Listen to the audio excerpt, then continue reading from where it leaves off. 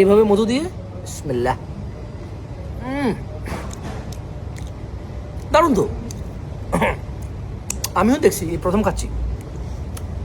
এটা বানাইছে কি দিয়ে দেখেন, খেজুর পেস্ট করছে, রুটিরে পেস্ট করছে, কেমন খেজুর আর রুটিরে মিক্স করে পেস্ট করে হালকা কিছু বাদাম দিছে, ডিপেন্ডস অন, দিতে পারেন নাও দিতে পারেন, সবটা পেস্ট করে এভাবে মধ্যখানে কি দিয়ে দিছে, কালো জিরার দানা আছে কিছু উপরে, এই যেভাবে মধ্যে দিয়ে দিছে খালাস।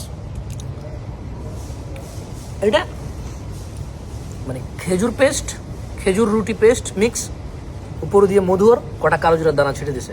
এই যে এরাবেন এইভাবে খায়, কেমন এই যে এই যে মধু খাওয়ার তো আমরা আসলে মধু খাওয়ার কত পদ্ধতি কত দেশে আছে, আচ্ছা ভালো কথা।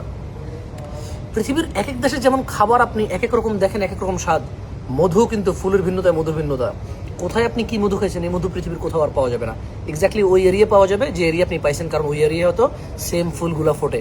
অথবা আপনি পৃথিবীর অন্য কোথাও যদি পান, সেম ওই এরিয়াতে পাবেন যে এরিয়াতে সেম ফুল আছে, কারণ ফুলের ভিন্নতায় মধুর ভিন্নতা।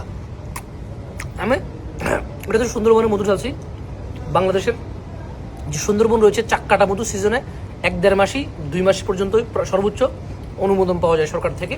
এখন সময় চলছে মধু সংগ্রহের, সংগ্রহ করতে পারেন ঘরোয়া বাজার থেকে।